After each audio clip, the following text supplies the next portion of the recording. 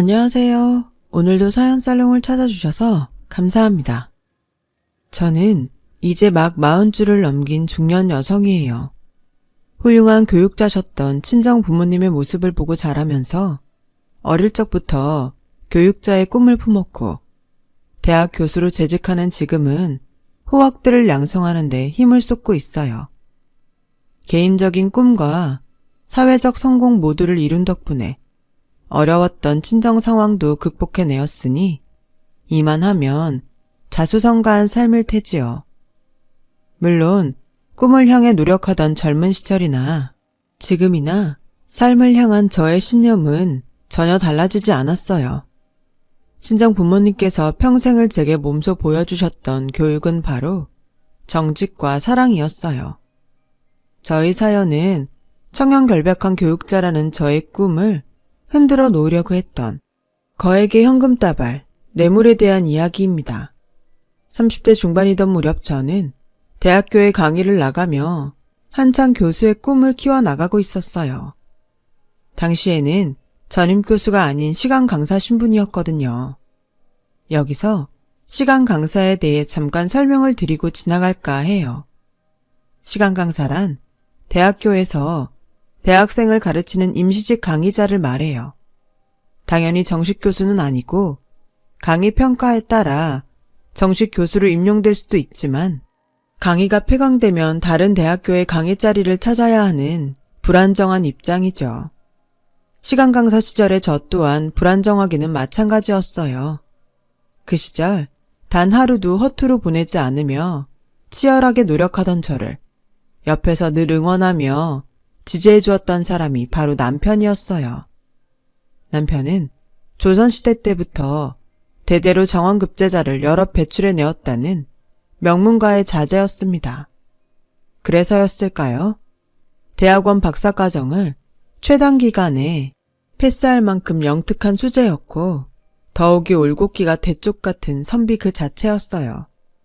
남편의 박사학위 논문은 세계적인 기업들을 단숨에 매료시켰죠. 기업들로부터 쏟아진 거액의 스카우트 제의들은 당연한 수순이었고요. 하나같이 세계적인 명성과 함께 어마어마한 부를 동시에 거머쥘 수 있는 기회들이었어요.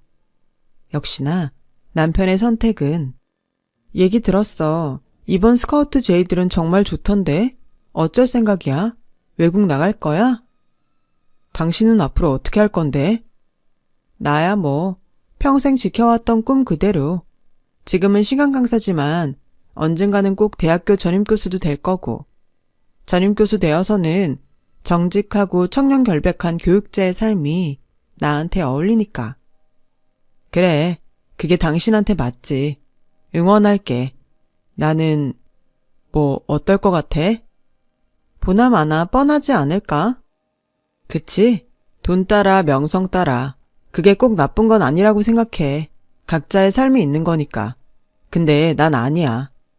어떻게 아니라고 보는데? 은사님 계신 생명공학연구소에 자리 하나 났다더라. 거기 들어가려고. 불치병, 난치병 환자들이 내 연구 덕분에 새 삶을 살 수 있다면야. 그게 내 세상 최고의 보람이지. 혹시나 했더니 역시나 맞네. 나도 다 짐작하고 있으면서 그냥 물어본 거라고요. 당신이 나를 반하게 만들었던 모습 아직도 그대로인가 싶어서.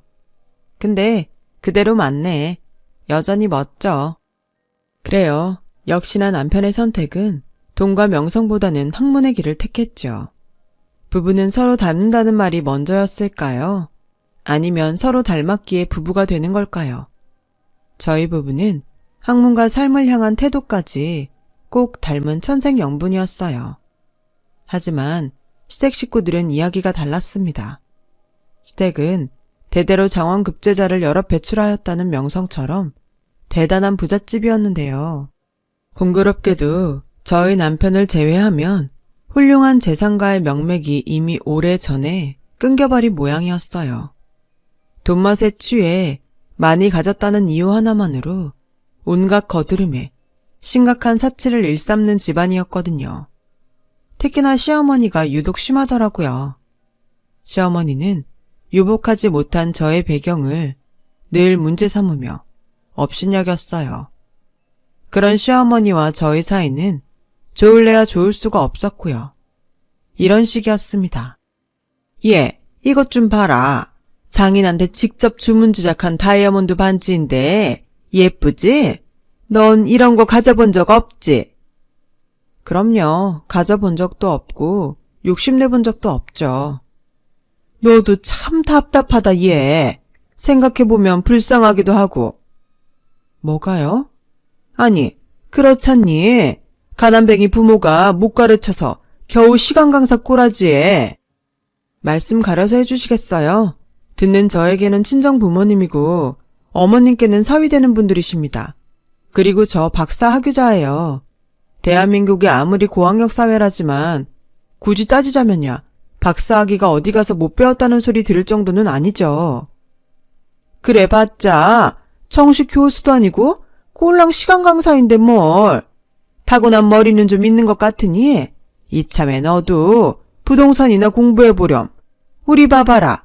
자고 났다 일어나면 우리 상가 건물들 시세가 자꾸만 올라요.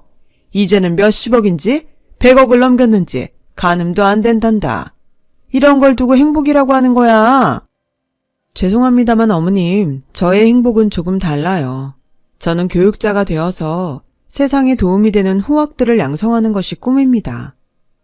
시어머니는 입만 열면 돈자랑을 그치지를 않았어요. 오히려 갈수록 심해지면 심해졌죠. 늘 사람을 업신여기는 태도와 거드름을 사방에 뿌리며 돌아다니는 못된 복부인이었던 탓에 시댁의 주변 사람들 모두가 시어머니를 향해 눈꼴 시렵다며 혀를 끌끌 차기 일쑤였어요. 웃긴 건 대대로 명문가라는 시댁의 명성은 과거의 영광에 불과하다는 거죠. 지금은 선대로부터 물려받은 재산에 기대 돈만 많은 부잣집이기만 할 뿐. 근래에 들어서는 저희 남편을 제외하면 이렇다 할 인물 하나 없이 몰락한 명문가 신세였습니다. 시어머니는 그것이 늘 자격지심이었던 모양이고요. 저희 남편이 불치병과 난치병 극복을 위한 이름 없는 연구원의 삶을 택한 것을 두고두고 한심스러워했어요. 집안의 유일한 기대주가 가문의 기대를 저버렸다면서요.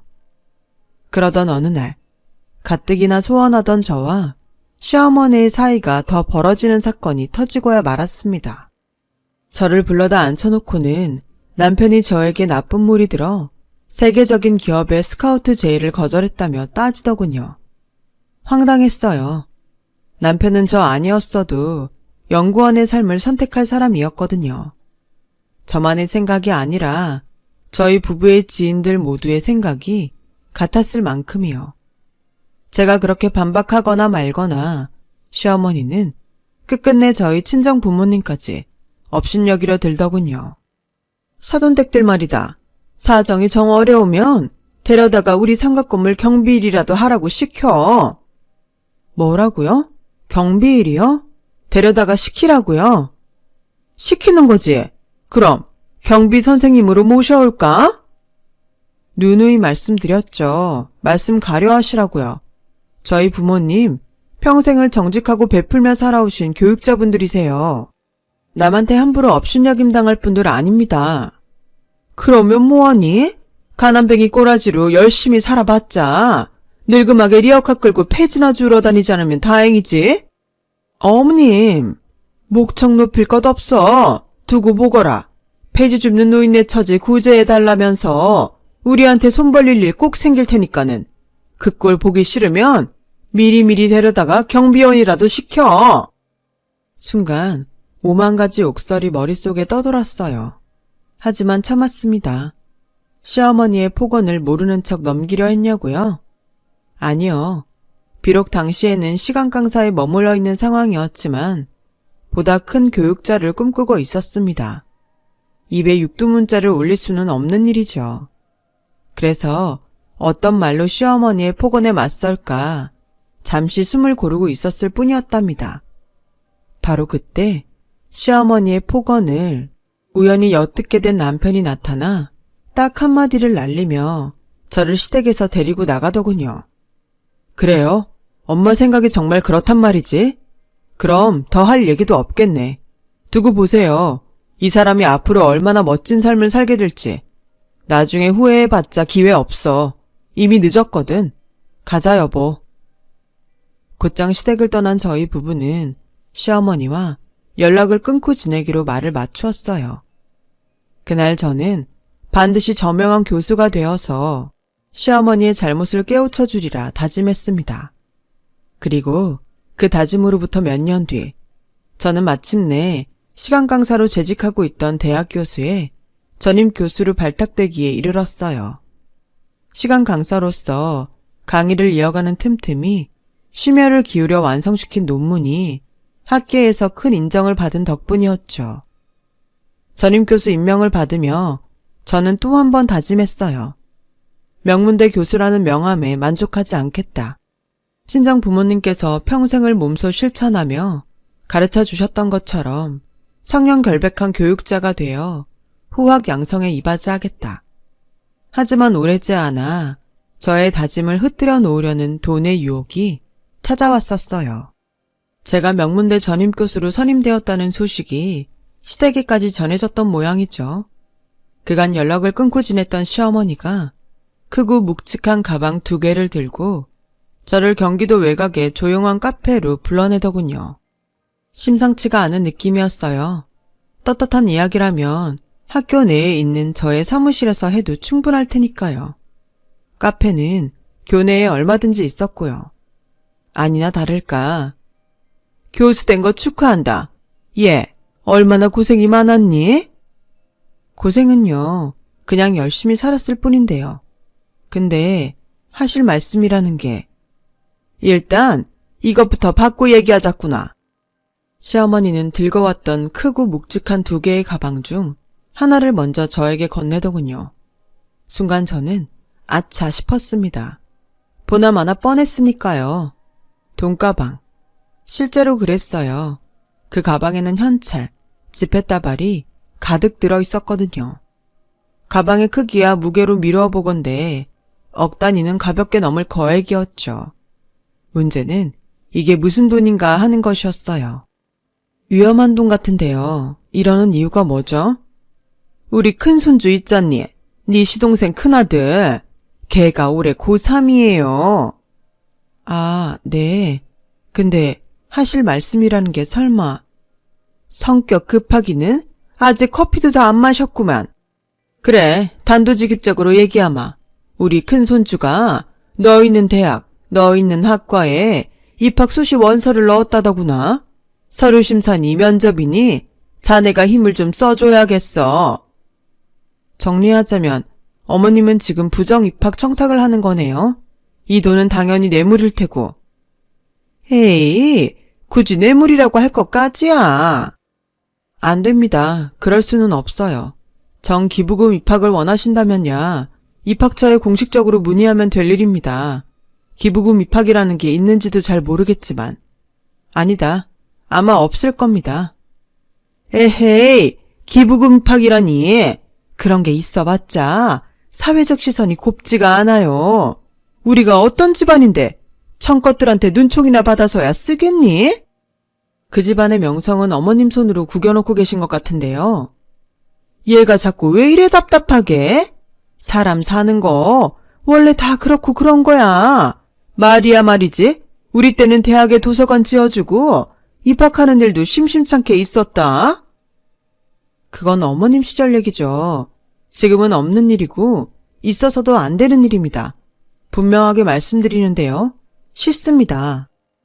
에이, 앙큼하기는. 알았어. 내가 다 이해해. 부족하면 부족하다고 솔직하게 말하면 될 거를. 그렇게 말한 시어머니는 저에게 나머지 가방 하나를 더 건넸습니다. 물론 저는 그 가방에는 손조차 대지 않았어요. 이 돈 가지고 조용히 돌아가시죠. 그럴 순 없다. 내 이렇게 해서라도 우리 가문의 명성을 되찾아야만 하겠어. 정 그러시면 경찰과 얘기를 나누시죠. 제가 휴대폰에 112를 입력하는 신용을 하자 잽싸게 돈가방을 챙겨 주랭랑을 치는 시어머니. 헛웃음이 나왔습니다. 그 상황을 어떤 말로 표현을 하면 좋을지 참 한심하다, 안타깝다, 아무튼 복잡한 신경이었어요.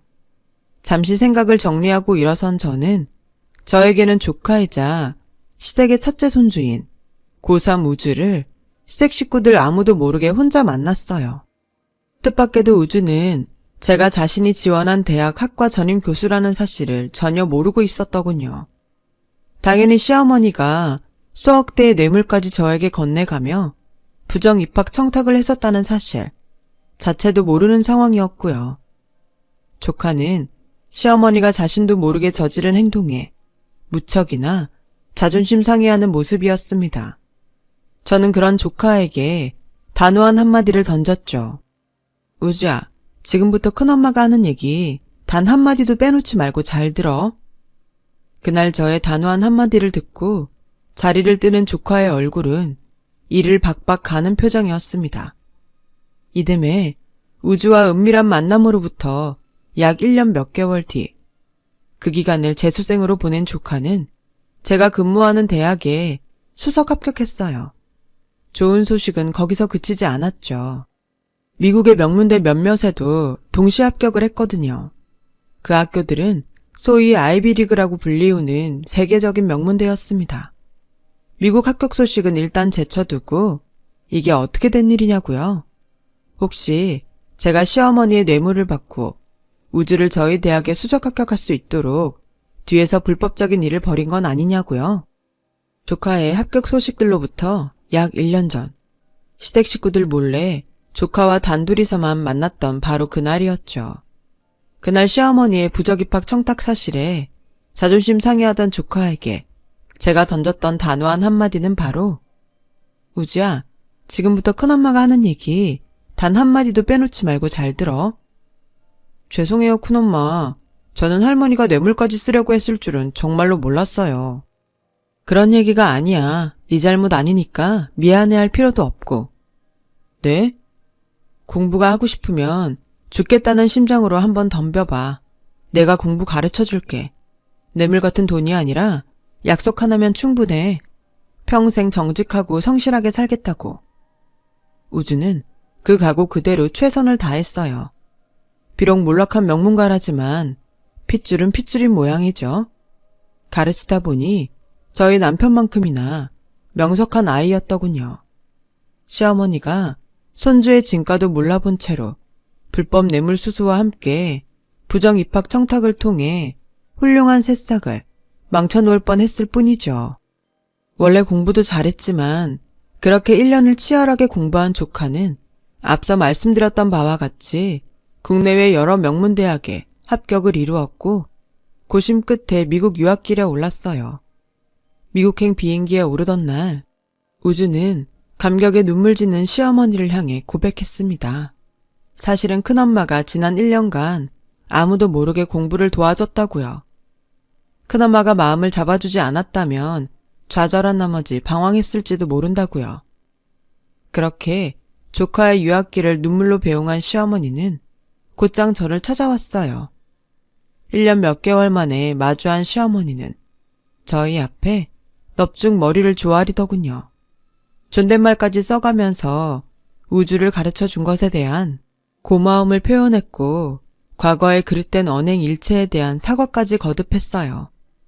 저와 저의 친정을 업신여기던 태도 따위는 찾아볼 수 없었죠. 저는 시어머니의 존댓말을 정중하게 거절하고 마침내 숨겨왔던 속내를 드러내었습니다. 작년에 가지고 오셨던 돈가방 말인데요. 가방 2개 합쳐서 한 5억쯤 되죠 아마?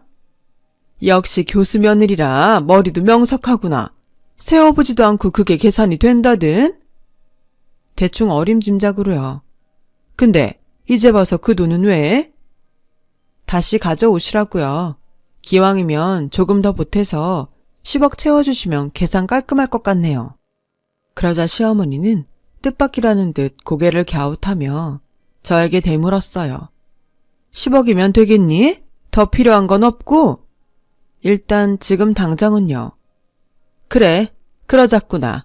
할미 입장에서 내 새끼 가르친 값은 치러야지. 암만. 시어머니는 그 길로 10억 현금을 제 앞으로 가져왔어요. 장인에게 주문 제작했다는 다이아몬드 반지는 덤이었죠. 저는 다이아몬드 반지는 거절하며 현금만을 챙겨 들었죠. 결국 저의 목적이 시어머니의 돈다발이었냐고요? 당연히 아니죠. 제가 현금, 그리고 시어머니와 함께 도착한 곳은 어느 외딴 고아원이었습니다. 그 고아원은 친정 부모님께서 빠듯한 살림에 평생 후원을 이어오셨던 인연의 고아원이자 저와 시어머니의 방문 얼마 전까지만 해도 무상교육 봉사를 해왔던 곳이었어요. 마침 친정 부모님이 연세로 인해 무상교육 봉사를 이어갈 수 없었던 탓에 잠시간의 교육 공백이 빚어진 상황이기도 했고요. 저는 시어머니가 가져온 10억의 현금을 고아원 교육비로 기증했어요. 물론 기증자 명의는 시댁으로 했죠. 그리고는 시어머니에게 진심 어린 말씀을 드렸어요. 잘 보세요, 어머님. 여기 있는 아이들은 앞으로 양직의 교육을 받아 보다 나은 삶을 꾸려나갈 수 있을 겁니다. 사회 정의를 위한 판검사가 될 수도 있고 아범처럼 인류 발전을 위한 과학자가 될 수도 있어요. 그리고 그 양질의 교육과 삶의 기회는 지금 이 자리, 어머님과 시댁의 보살핌으로부터 시작되는 겁니다.